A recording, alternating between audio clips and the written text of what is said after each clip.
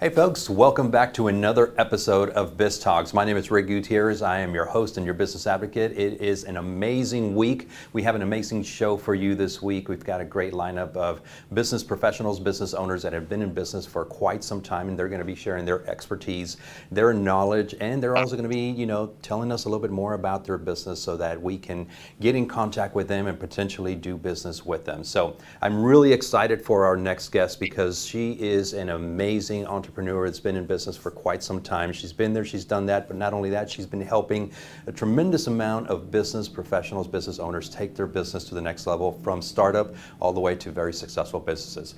So I'd like to introduce Ms. Jen Potter. Welcome back to the show. Thank you so much for having me.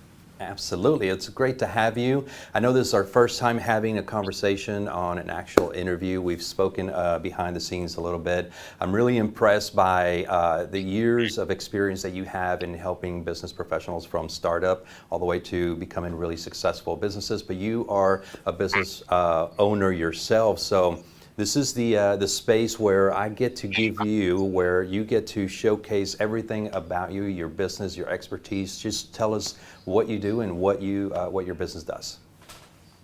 So what I do is a lot, right? Just like you said, I help lots of people with their businesses. That's one of the businesses that I have. So that would be my consulting company. So through my consulting company, Epic 47, I help other businesses, like you said, from startup all the way, several years seasoned in business to help them either change or evolve and just continue to grow so they continue to be profitable. I also have a professional babysitting and nannying agency. So that's something that was one of my biggest businesses that I started right out the gate. I had about 100 employees in the first year that I started that company, and it kind of grew very, very quickly. And it grew during COVID, which was pretty amazing. And from there, I started a cleaning company. And and then that really evolved and that really grew. It actually grew bigger than my babysitting company, and I never expected that to happen. So I started growing all of these businesses, and I started several businesses before that that were a little bit smaller. They were kind of like my side hustle business. But I started to educate myself and really get into the nitty gritty in business because I realized a business is a business. And that's when I started my consulting company, and I just started to kind of grow from there. And I am the CEO of a nonprofit on top of all of businesses that I Wow. own. And I do have two other businesses that I recently just started at just recently, and that are both are in NDAs. Fantastic. So Epic 47 Consulting, you said a little while ago you've been in business maybe a little bit over 7 years, perhaps a little bit more, but you've been in business owner for, I guess, 15 or 15 plus years, which Yeah. gives Yep. you, in my opinion, that makes you a subject matter expert in your field. So you are the right person that we need to, discover a couple of things for those that are watching that are potentially thinking about getting into business or starting a business. You're also the CEO of a nonprofit you just mentioned, so those that are thinking about starting nonprofits could potentially learn from you as well. So, but first is Absolutely. first, we used that moment to kind of like get to know Jen. It was a get to know Jen moment for a second, but in order for our viewers to really get a better understanding as to who is Jen and more importantly, why get into business. I like to tell people business is not for everyone. It's not for the faint of heart, right? But it is for those No. that are passionate and that are willing to go through the dinges and get dirty and get it done, right? So tell us why you decided to go into business. Why did you decide to start and help, not only start your business, but also help others take their business to the next level? I think I went into business because for me, I've always had this passion and drive for leading other people. Ever since I was young, I started working at 13. And as I started working from a very young age, leadership was something that came very natural to me. I really, understood the process of, workers and management. I understood how people worked and their personalities, and that came very, very easy for me. I would like to think I'm very easy to work with because I understand how people work. And, as I started getting older and working for other people, I was realizing, oh, I'm making a lot of other people a lot of money. And I worked for a consulting company, and I realized all the hard work that I did and all the money that I could potentially make. And It was a no-brainer for me. And it was, how do I do this as little as possible? And I started well, it wasn't my first business. I think it was my third business, but my first bigger business with $500. And I said, I am going to prove to myself that I can start this business and make it successful, feasible, and sustainable, and really grow it right from the ground up with not a lot of money. And every business I've started with zero capital. Yep, and I can definitely relate because when I first started my business back in 2013, I didn't start it with zero capital, but I did have $256 to start my business. And that's the reason why I say it's not for everyone, it's not for the faint of heart. So it's for people that are passionate and willing to go and get the job done and just stay focused and motivated, even through the harder times, right? There's something within your company name that really stood out to me, and it's a philosophy and a mission that you have is to help 47 businesses through 2047, right? So let's talk a little bit more about that. What drove you to have that initiative? So it started, it actually started as a joke. Uh, because when I was starting the consulting company, I'm like, I want to help all the people. And anyone who knows me, I am willing to help anybody. But I was creating my mission statement and I was trying to figure out, how could I make a big impact? And, obviously the word epic is, for me, go big or go home. And down in Texas, I know you guys can relate. Up here in Mass, I just wish I was from Texas. Everything's bigger. But for me, it was, if I can help 47 people have successful businesses, I know that if they turn around and have an impact on somebody else, that's now all of these additional people that are going to continue to grow and evolve and really help other people as well. So it's not just me. I do a lot of things pro bono, and that's how I started a lot of my business coaching. It was pro bono and it was helping people. And just recently, somebody just closed on a $750,000 deal closing out their business. She was filing for bankruptcy, and a national company actually just bought the company out. So it was really, really cool to kind of take someone who was going through something so awful, and now she has all of this money. And it's not a crazy amount of money, but for someone who is filing bankruptcy, it was a pretty big change for them. So when I do things like that, I'm like, okay, I know I'm making a difference. I know I'm helping to change people's lives. And that person has since turned around and has been helping other people as well. So it's really cool to see. Absolutely. I mean, every time that we get the opportunity to help others succeed and watching them, they're watching their business flourish and all of the things that they can achieve because of their business being great now. And it's all because, those nuggets of, information or education that you provided for them that was able to unlock a lot of things. And sometimes unlocking some of those things have to do with maybe coaching those business owners to get out of their own way, potentially Absolutely. delegate some things and not have to do everything, right? So that is something that I had to learn on my own. Jen, I keep going over Same. I keep going over your resume, and I'm just continuing to be impressed because not only are you a business owner, not only are you helping others, but you are a motivational speaker and an author as well. Correct. So Correct. tell us about your personal journey as how you overcome a lot of those challenges as a new business owner. I mean, what motivated you to go through all of this to the point to where you are now, being successful yourself and helping others as well? That's a great question. And, for me, it's kind of a twofold. You said business isn't for the faint of heart. I actually have two heart conditions, and I actually have to have a heart procedure coming up over the, course of the year. And, I tell everybody all the time, I'm like, it's because I have such a big giving heart and, with other people in business, it's why I have a heart condition. But all jokes aside, you know, I grew up in a very poor, family. We didn't have a lot of money. My dad was a super hard worker. He was always a business owner, but he struggled a lot. My dad did struggle a lot. He didn't have mentorship. He didn't go to college. He didn't have anyone to guide him. He kind of, just hustled and, did whatever it took to survive and provide for his family. And he did an amazing job, but he also wasn't really good at it. And, which is kind of contradictory, but, he tried and tried and tried, but just didn't have the tools in his toolbox in order to create a bigger business and create something more sustainable and more feasible. And when I look at that and I think of all the hard work that my dad did, I wanted to figure out how, if I have his gene, if I have that motivation to run a business, I know it runs in my family. How can I make it sustainable? How can I make it profitable? How can I make it different so my kids don't live the same life that I lived when I grew up? And so that's kind of been my mentality as I kind of go through it. And it's been a really hard journey. Anyone who's in business, you have to go through a lot, and financial things are super big. I didn't pay myself for a really long time because I invested all of my energy in other people.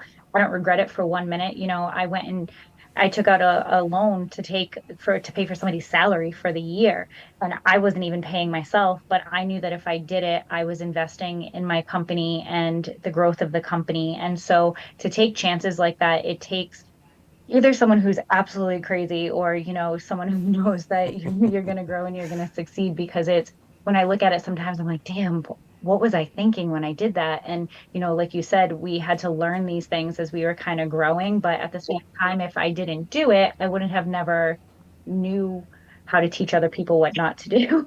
Exactly. And I chuckled there for a little bit because I mean we're being serious when we say it's not for the faint of heart. Sometimes you do have to you make those decisions, and you're going to have to work your butt off to make that work, right? And you don't necessarily know all of the pieces to the puzzle just yet, but you know that if you just keep going, you're going to discover what those next pieces are and what those next steps are. And that's the reason why those that are able to go through that and finally succeed, end up having a great story. So I'm hopeful that you are able to have or continue this conversation, maybe on another segment and whatnot, because it's amazing how time flies, because we've run out of time for this particular segment. But I do definitely want to have you back and have a continued conversation, if you don't mind it, Jen. But before we go, I do want to give you a space for you to showcase how can our viewers get in touch with you, how can they get a hold of you so that they can potentially do business with you. Absolutely. So the best way to look for me is if you Google Jen Live Your Best Life. It will come up on every SEO. It will show up as Epic 47. It will show up as my personal brand as well. I have all different social media, and because I own so many different businesses, but if you look at Jen Live Your Best Life, Jen with one N, it will show up for you. All That's right, the easiest. fantastic. Fantastic, that's awesome. Jen, thank you for being on the show once again. Kudos to you for all your success and for helping others along the way as well. That is amazing. Thank you for doing that.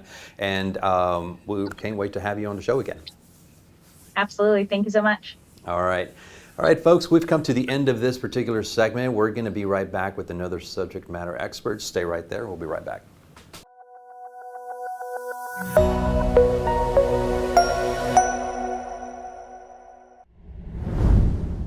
Hey folks, welcome back to BizTalk. In case you are just now tuning in, my name is Rick Gutierrez. I'm your host and your business advocate, and we have an amazing lineup of business professionals, business owners that have been in business for quite some time, and we have someone who's been in the show before, and she is now back again because we had a great conversation the first time, so why not continue that conversation?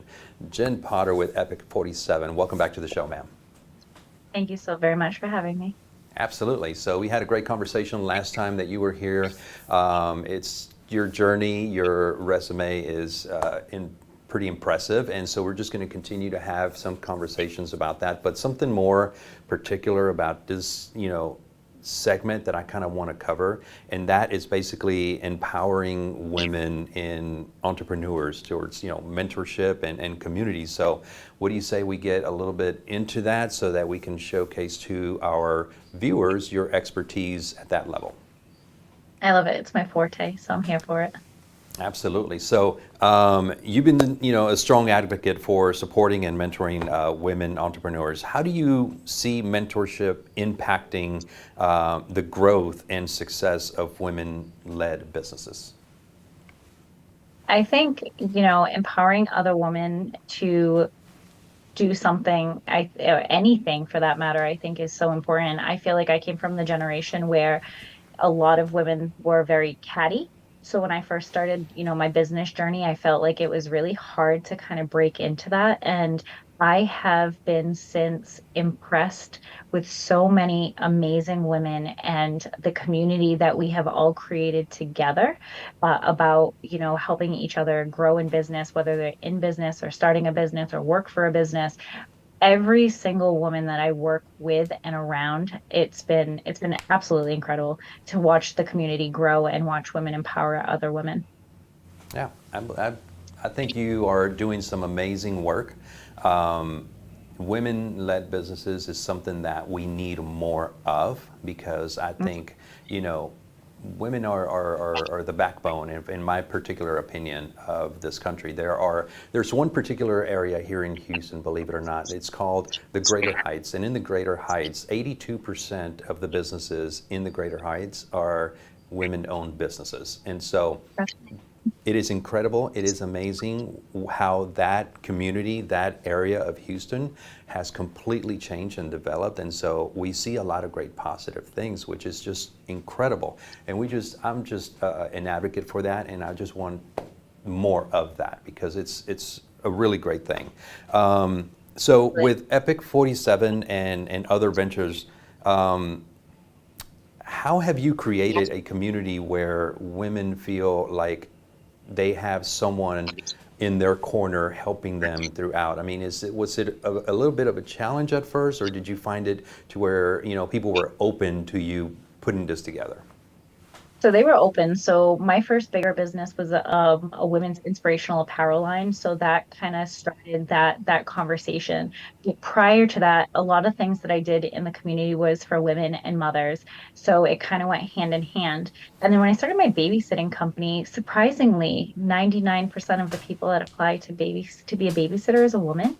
So 99% of my company was women ran.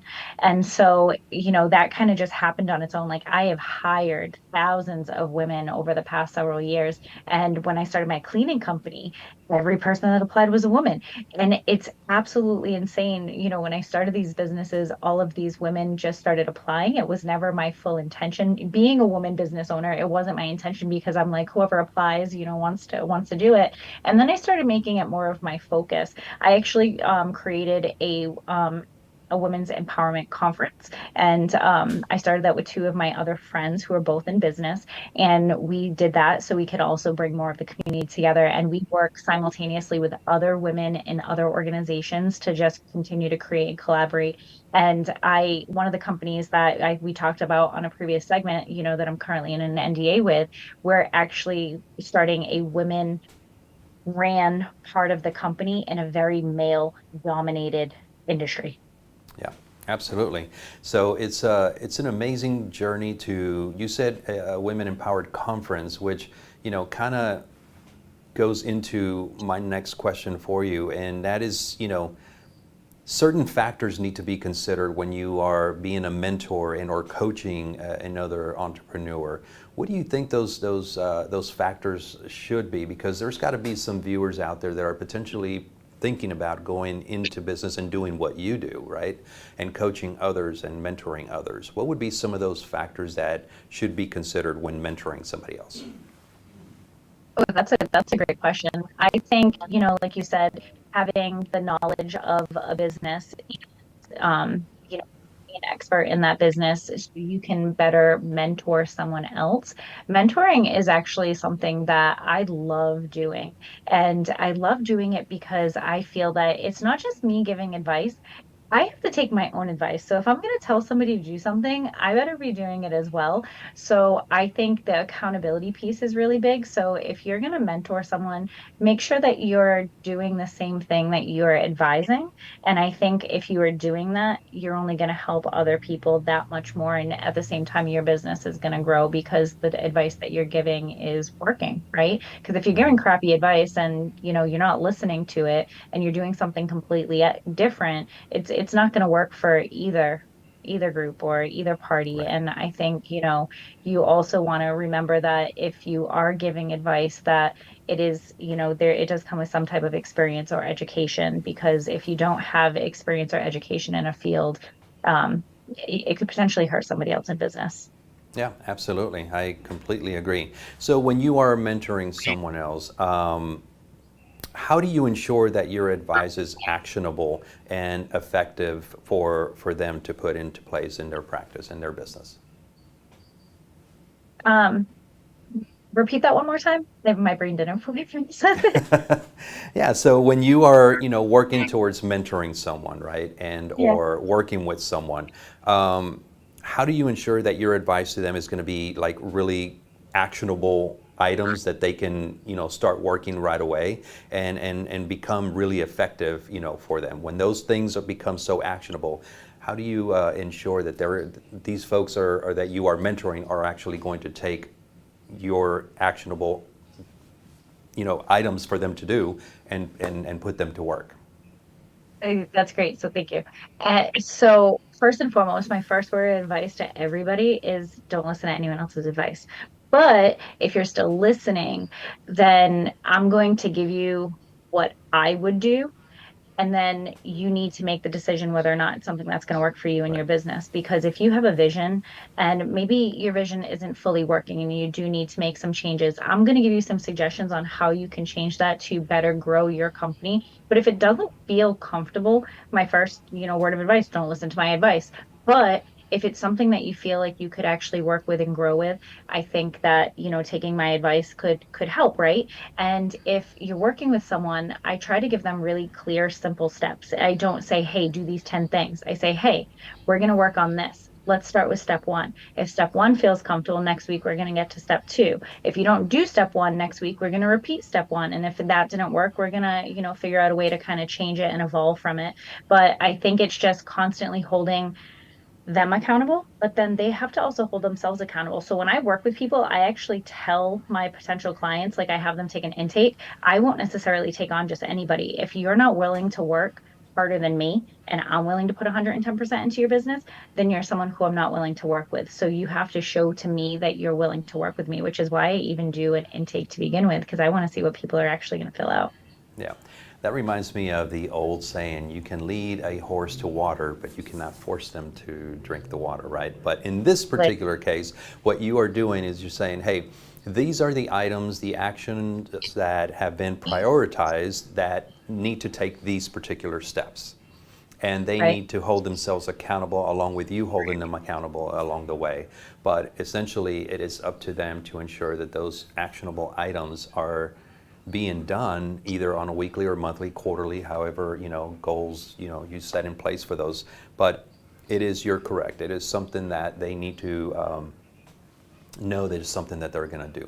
We're coaches, we are advocates, and we're business professionals, business owners, but we're not going to do it for you.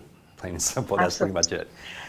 And that's hard, right? Because people are like, Yeah. oh, well, I'm paying you for this, so therefore, you should be helping me do this. No, I'm going to guide you and I'm going to help you to grow. But as a business owner, like we said before, it's not for the faint of heart. We work really hard and you have to be willing to put that in order to grow. And then when it starts growing, then you can kind of step back a little and reevaluate how you're doing things. But I think it's really important to know that in order to do it, you have to work hard.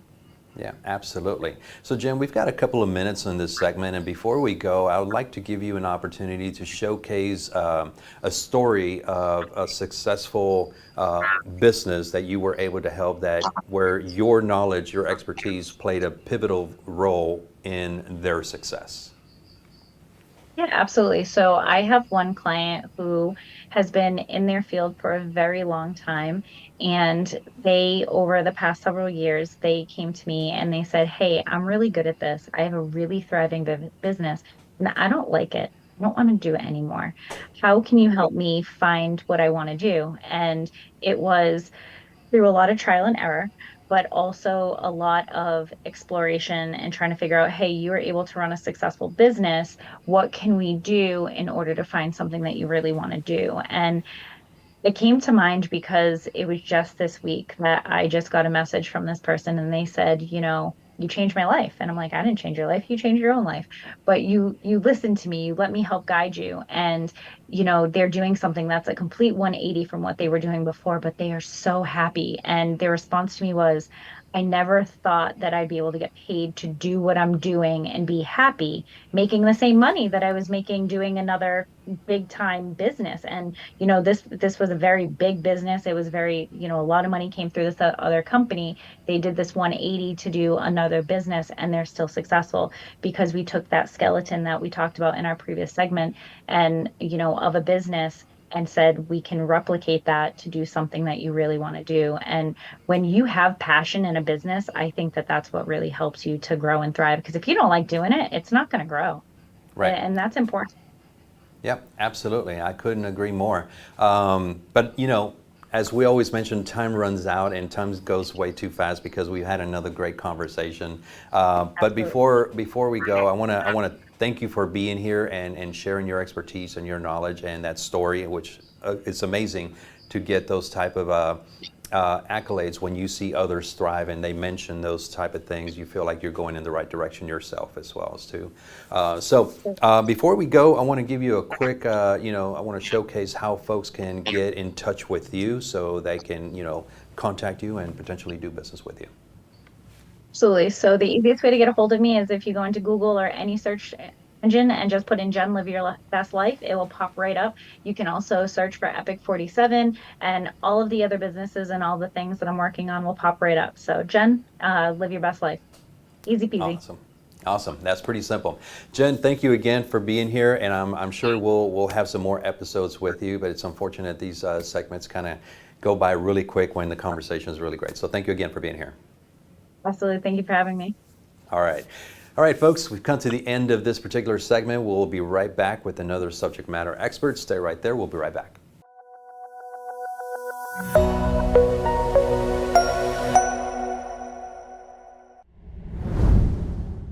Hey folks, welcome back to BizTalk. Thank you for tuning in or staying tuned in. My name is Rick Gutierrez. In case you're just now tuning in, I am your business advocate and your host for BizTalk. And we've got another amazing entrepreneur, business professional, business owner that's been in the world of finance for a very, very long time. And she is my very good friend, Miss Nora with Nora's Books. Welcome back to the show. Thank you so much, Rick. Thank you for having me. Yeah, absolutely. It's been a few weeks since we had a conversation, and so I figured it was time. We were due to have another conversation in the world of finance, particularly bookkeeping for nonprofits and for business, for-profit businesses as well. And so we thought we'd bring you back in so we can continue those conversations. Awesome. Ready to All right. dive in.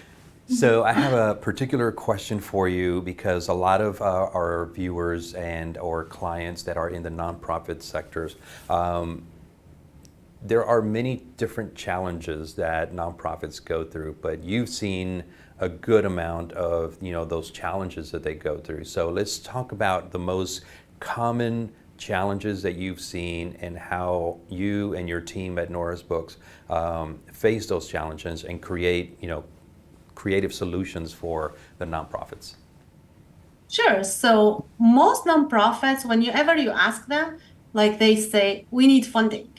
We need funding, we need funding. And then they don't have that funding, so they don't want to think about anything else. Another challenge is they stay out of compliance because they do not think about filing taxes. They do not think about doing bookkeeping or any of this compliance stuff.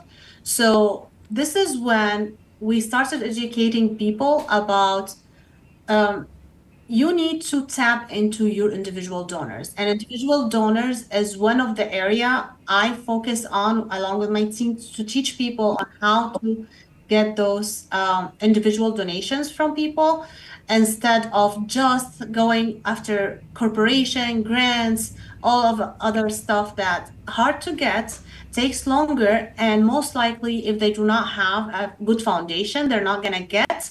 So in order to make it much easier for people, like I have a lot of content on YouTube, Nora's Books YouTube, and also I have upcoming challenge because we are coming into Giving Tuesday, which is the first Tuesday after Thanksgiving. that's when people look for nonprofits to donate to them online. So I have a challenge coming up for people to join, and I will teach them everything from running the campaign, the strategy behind running the campaign, and what should they focus on in order to have a successful Giving Tuesday campaign. So this is one of the things and one of the tools that we have for nonprofits to help them overcome the challenge of raising fund and always have fund available for them no matter what the situation in the economy or anything. Also for compliance, we have a lot of education around that. So people we have a lot of also clients who comes for CFO services, not only bookkeeping, because we offer like high level services as well, to make sure they have the knowledge, they have everything, like their numbers. Like if they are a nonprofit, doesn't mean they don't have to care about their numbers. Right. They have to care about their numbers, because this way they know when do they need to go hard on fundraising, what do they need, when they can hire, if they need to fire or anything. So they have to know their numbers. So we get them into advocacy. It depends on where they are at their nonprofits. So and also we took it a step further, because very few tax professionals or accountants would like to work or know how to work with nonprofits, because there's very few knowledge over there about how to work with nonprofits in terms of taxes, bookkeeping, CFO, anything with nonprofit numbers. So we do have some classes. So I have a class for tax professionals on how to do the 990, which is the tax form for nonprofits. So we are training people also to be able to work with nonprofit, because technically Nora's books cannot serve all people, all nonprofits. We have more than almost 2 million actually nonprofits in the US. So we need more people to work with nonprofits, help them stay in compliance. Absolutely, and we commend you for that, because we know that a lot of nonprofits really do great work to be of service to others, and some of those, even children and elderly, and many great nonprofit organizations out there. Let me ask you a similar question, but now for-profit businesses, because sometimes for-profit businesses have a difficult time balancing, being financially stable, but also trying to grow their business, right? And so I know that you guys have particular strategies that you can help for-profit businesses to achieve these successes, right? Absolutely. So the worst thing any business owners can do is do their own accounting. They think they will save money doing their own accounting, but in fact they're draining themselves, because no one likes number unless you like number, right? You like numbers. But even if you are in your business, you like numbers, accounting is so much different, and we have a hard time sometimes explaining to people, like, this is like when they see the balance sheet or the profit and loss, that doesn't make sense to them, because they use Excel sheets. Well, accounting is different, and what's acceptable and GAAP, general accepted accounting principle, is different than what the average person who did not go to accounting school or did not learn accounting do. So a lot of people don't know that. So what they do when they do their own bookkeeping or be their own CFO, they are draining themselves. They're losing a lot of money, because losing money, not only the money that you are paying as an expenses, losing money, like if you could make $1 million and you only make 500K, that you're losing 500K. Right. But you're draining yourself. So by taking something that you shouldn't be taking the responsibility for, and most likely you're doing it wrong. So when they come to us, we have to fix everything, and Right. it's at the end of the day, it's gonna cost a lot more, and it's gonna cost a lot of pain, decision, burning, decision, like wrong decisions. So wrong decisions, they could have like saved them a lot more when they actually got a professional to do their bookkeeping, not just volunteer, because like volunteer is not going to be like probably like having good accounting, because not everyone can do bookkeeping or accounting. So what we do, we take that burden away from our clients so that they can focus on running the business, on growing the business, because this is what any entrepreneur should be doing, running and growing the business, and delegate everything else for other people. Delegation is one of the leadership skills that actually the lack of that can cost people their business. That's why a lot of business don't go more than 2, 3, 5 years max. Very few business go further than that. Yeah. So I'm excited that you actually touched on the fact that they really are losing not only the time that they're spending on doing a job that they're not that's not their forte, but they're also losing from them being able to go out and do what they're really great at, which is potentially sales or generating revenue or things like that. I had another question for you, but I think this is a subject that I would like your perspective on, Nora, because you're in the numbers world, right? You're in the numbers game, and one of the things that I like to showcase to our members from our networking groups is, we have to really think about what is the value of your time. Do you know your hourly rate? You may have a salary that you pay yourself. You may have, some pricing for your services or your products. But the reality is that for every single minute or 10 minutes, 15 minutes, which all adds up, if you don't know the value of your hourly rate, you could potentially end up giving away more time or using your time doing things that are not suited best for your business or for you. So can you share from your perspective how much potentially a business owner is losing by focusing on things that there's not really their strong suit, and they should focus on what they're really good at? Absolutely. So I'm gonna give an example, just like a fake example, but it's in real world. So let's say if you are closing a client, you're getting $1,000. I'm gonna use just simple numbers for simplicity. Right. So your hour is, if you're talking to a client now and you can make a sale for $1,000, that is $1,000. So your hour probably $1,000. So if you are going to do the accounting, for example, do the marketing, do everything that is not necessarily someone else can do it for you, count how many $1,000 are you losing. For example, if your day only you are selling one client, because that's the time that you spend in money generating activity, so that's $1,000. You're doing everything else. Let's say your day is 8 hours, so that you're losing $7,000 because you're doing something else. When you know your hourly rate, and this is not the 150 that you are comfortable to do. This is not that. Like I said, like if you're selling someone, or if you want to go buy it from someone, your activity, your expertise, your everything, that's going to be in that value. Even if you are not comfortable to charge that much, you maybe need to raise your prices, but you want to evaluate it like this. Okay, this is how much the value of what I am doing based on my expertise, based on how much I'm saving the clients, how much I am saving them on that, on pain, on money, or how much value I am giving to them.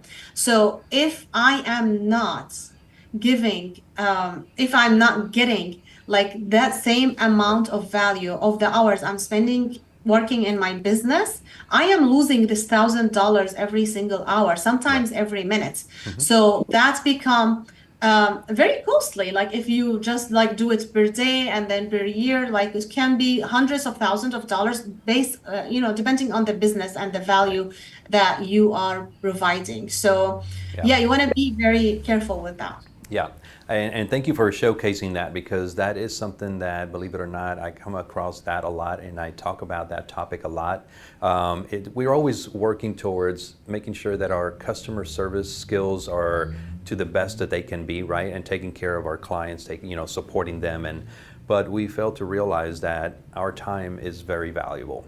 right? And so if a client requires additional care or additional assistance or things like that, that needs to be compensated, because you're right. If we continue to just continue to give and give and give to make the client happy, which is we always strive for, the client, if it's a really good client, they would also understand that your time is valuable and they would want to compensate you for it, right? Absolutely. Absolutely. And like I think about it like this, because like I first started my business, and this is also a work in progress, because I think, oh no, I can't charge like that. And then Yeah. I realized, if you don't charge well and get well compensated, you cannot provide the quality of service that you are expecting yourself to deliver, and the client will be angry. But and the first of you did not charge them well, so you can compensate them on. You cannot pay your self, you cannot pay your team, you cannot provide the softwares and everything that's going to help you provide a quality service. So it's actually the clients in a client benefit to charge them well, so you can serve them better. Absolutely. Well, hey, this was a great conversation. Thank you for being on the show again. It's always a great time having and learning from you as well. So thank you for being here. Thank you so much for having me. I enjoyed the time with you here. Yeah, as well. I always have a great conversation with you as well. So, folks, we have come to the end of this particular segment. We're going to be right back with another guest. Stay right there.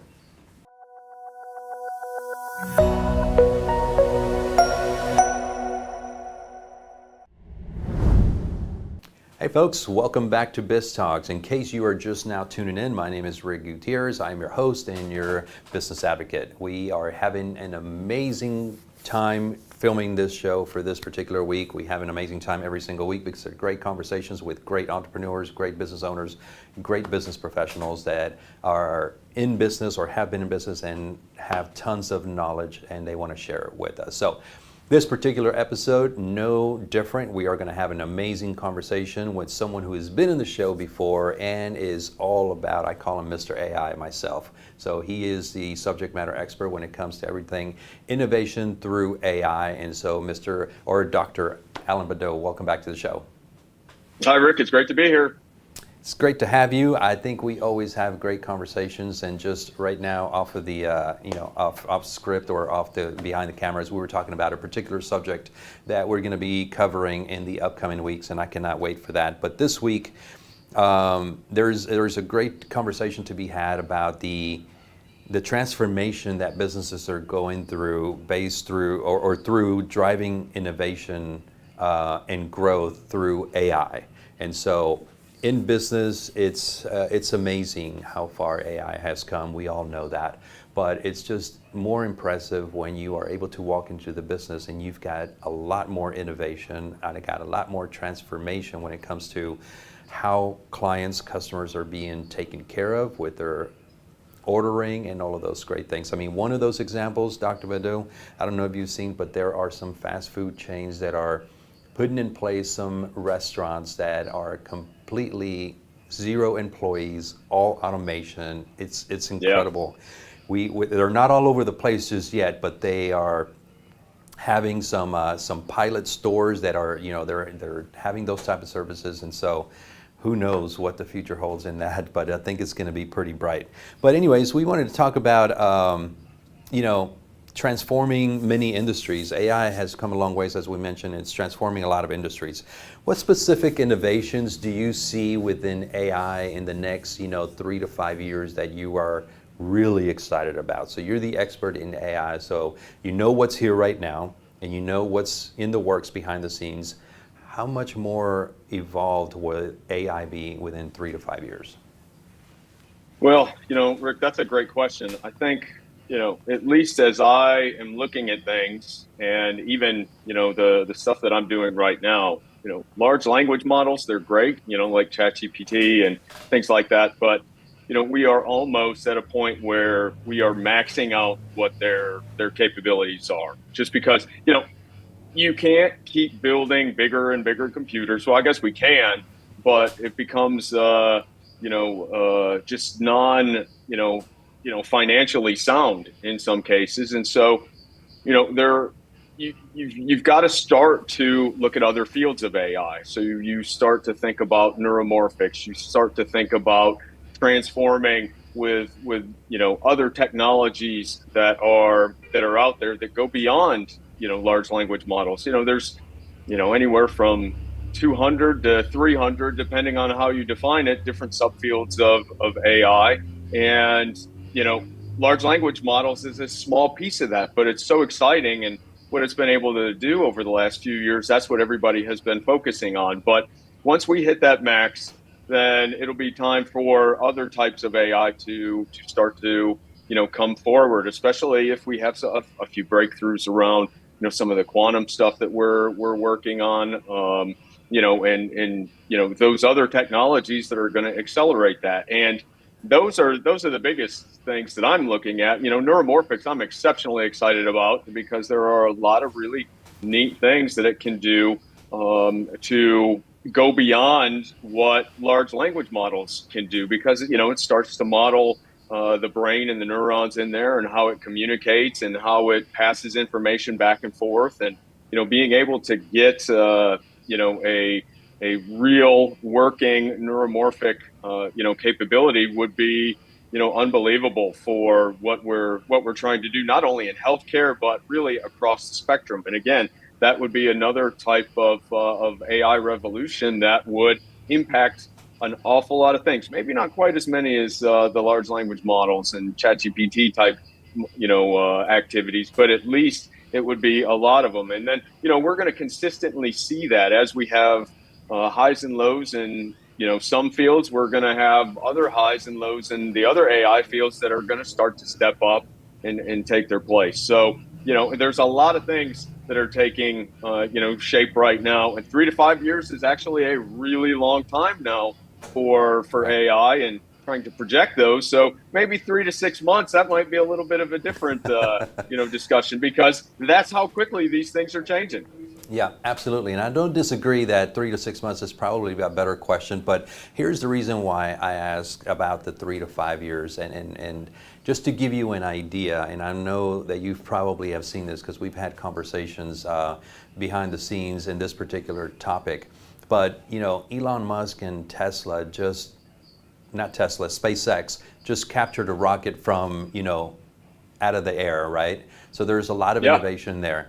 The other one is that Tesla just released their Optimus AI robot that is being now on, it's now for sale. I think the price point on one of those robots is like $30K or something like that. But it's supposed to do a lot of that and have a lot of animations and a lot of things that are going to be able to help not only on the home front, but in business, in manufacturing. I would imagine that some of these robots, we already have robots in manufacturing, but we're talking about like almost humanoids, if you would, that are going to be doing a lot of the task in the workplace as well. So that's the reason why I ask about it 3 to 5 years, because if they've just released those now, I'm wondering what that's going to look like in the next 3 to 5 years. Yeah, and I think really the horizon is really only limited by how far our ideas can take us. As we are seeing, even with these ChatGPT models and large language models across the board, they are doing some exceptional things. But in the end, it still comes down to what the human is able to do versus what the bot itself is able to do. And as we get more mature in these things, then we're going to do a lot better around coupling those two. And if we can do that significantly better, then that's where we're going to really shine. And that's where the AI is going to shine, because that intermingling between humans and robots and AI and robots is only going to get stronger. Yeah, absolutely. Don't disagree there. So that's another great topic, maybe for another segment of another show. But let's go back to Harmonic AI. You guys are helping businesses integrate AI solutions that not only boost productivity, but also foster long-term innovation and creativity, right? So how are you guys helping these businesses implement these AIs? I mean, are these folks that are open to having these new pieces of softwares integrated, or are they being a little resistant in implementing this new AI technology? You know, the nice thing about the commercial side is that they're coming to us looking for ideas, right? We're not trying to sell, you know, ideas like in the past where we would think, oh, you know, here's a contract with the government or something like that. Let's try to do some things, and then it takes you a little while to get through the process and those kind of things. On the commercial side, they can, of course, they can move a lot faster, and they are seeing what their competition can do, and that scares them. And you know, they think that, okay, you know, I may be number 2 right now, but geez, in 6 months I could be number 7, or you know, in a year I could not even be in the top 10. And those are the things that are actually driving a lot of their decisions that they're making. Now, the first thing that we do, though, when we go in and we talk to folks, you know, we're always trying to get them to think as a team. Think about, okay, what's your strategic plan? You know, do you have a strategic plan? Because if you don't have a strategic plan, then putting AI in there isn't going to fix things. It's not going to help things, because you still have to have an idea on the direction that you want your, you know, your enterprise to go. And so we always start with some foundational things on what do you want to do? Where do you go? What do you want the customers to experience? And then when we get through those 3 questions, then we start to try to say, okay, now let's take a step back. Let's see what some of the best tools are. Let's pick some of the best folks on your team that are willing to take a chance, that are willing and accepting of, you know, looking at using AI to, you know, accelerate the work that they're doing, and then going from there. Because, you know, the last thing that you want to do as a business owner is drive something down your employees' throats, right? Because, you know, there's going to be resistance. I've seen it a lot. There's going to be challenges, and you're going to have your naysayers that no matter what you bring in, something's not going to work. And so you've really got to get buy-in. You've got to get, you know, that kind of, you know, acceptance and willingness to change how they're doing work and how you're, you know, expecting them to do work with AI. And that's where I've seen companies be the most successful, where, you know, if you're a one-person army who's trying to drive it into your organization, and you are, you know, don't have any kind of support, that's usually not a good result. Yeah, no, I totally agree with you. It's something that's always going to be evolving and moving forward, because, you know, we're not definitely going back to the way things were, especially with, no, you know, we're here. With what, yeah, we're here. It's on. Yeah, and what's available right now, it's come such a long ways that I just can't see us going backwards. We've got a couple of minutes. Maybe you can answer this last question that I have for you, but I'm sure there are some industries out there that are not only using AI for productivity and creativity, but they're also using it to leverage it as far as like on a competitive, to have a competitive edge, if you would. Right. So what industries do you feel are taking more advantage, or using that leverage for staying ahead of their competitors? Yeah, if you think about the amount of data and information that's out there, you know, social media companies really kickstarted the whole e-commerce. Let's track our customers. Let's get as much information as we can, and then you know, put a product in front of them. It's interesting because, you know, I'm probably going to get some hate mail on this. I'm a Yankee fan. Sorry, Astros, but I am a Yankee fan. My wife is not. We were talking about it, and then, of course, a Yankee ad popped up on you know, her cell phone, and you know, that's not coincidence, right? I mean, the realities are they're tracking those kind of things. E-commerce is the same thing, where, you know, the more information that you can get about your customers, then of course the better products and the, you know, greater depth of understanding and how they buy is really going to drive sales in some cases. Again, why do we have pumpkin lattes at the end of August? Well, it's because some AI or some data analyst that was using machine learning was able to say at a certain coffee company that, why are we not selling it earlier when we have such a demand in the fall, right? And so Right. those are the kind of things that are really driving, that supply chain, again, logistics, knocking it out of the park with a lot of those things, but they are starting to couple more technology like distributed ledgers and blockchain to even further what AI can do. And that's where I think it's going to be really exciting as we start to see these couplings of other technologies with AI and the user. My goodness, then in 3 to 5 years, Rick, we'll look back and we'll think, holy cow, how did we survive with those kind of devices, right? All I know is that there's going to be a lot more pumpkin spice lattes being sold 3 to 5 years from now. I think you're right. Anyways, we've come to the end of this segment. I want to thank you for being on the show again. It's always a great conversation, and I appreciate you, showcasing your expertise and not only yours, but everyone over at Harmonic AI and what you guys are doing. So thank you so much for being here. Appreciate it. All right, my friends. You're welcome.